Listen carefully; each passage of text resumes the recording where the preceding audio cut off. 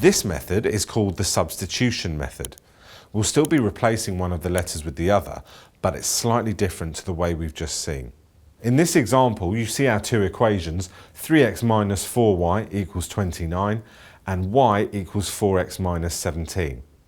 Now in this question, they'd specifically say, using substitution, solve these equations, which means if you don't use the substitution method, you won't get any other marks other than potentially the answer mark at the end. So what does substitution mean? Well, you notice the way they've written the second equation, that y equals 4x minus 17. Now when they've written it like that, it means what I can do now is in that first equation, replace the letter y with 4x minus 17. So essentially what I end up with is an equation that just contains x's, and I can then rearrange that and find my solution. So let's do that now then. Instead of the minus 4y, I'm now going to have minus 4 lots of 4x minus 17 equals 29. All I've done is to replace the y that was there with 4x minus 17, which is what the second equation told me it was equal to.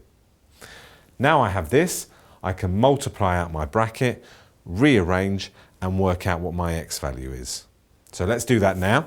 So 3x stays as it is for the moment. Minus 4 times 4x, that gives me minus 16x. Minus 4 multiplied by minus 17, that's going to give me a positive answer, remember, of plus 68. And it's still equal to 29. So we can do a bit of tidying up here.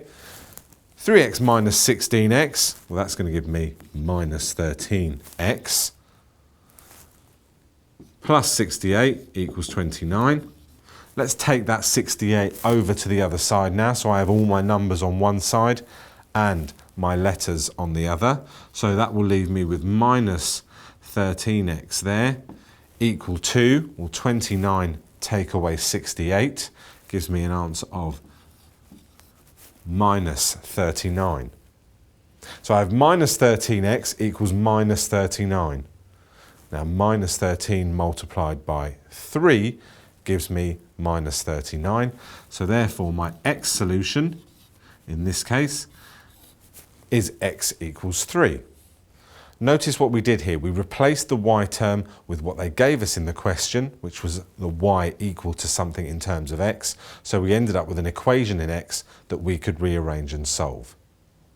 Now I've got my x solution, I can substitute back in just as I did before and work out my y solution. The easiest one to substitute into will be y equals 4x minus 17. So that will give me y equals 4 lots of 3 now, because we just worked out that x was 3.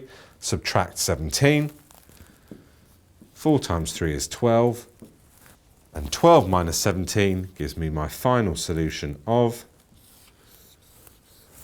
y equals minus 5. So in the answer space on your exam, you would write x equals 3 and y equals minus 5 as your solution. Remember, always check your solutions by substituting them back into one of the original equations.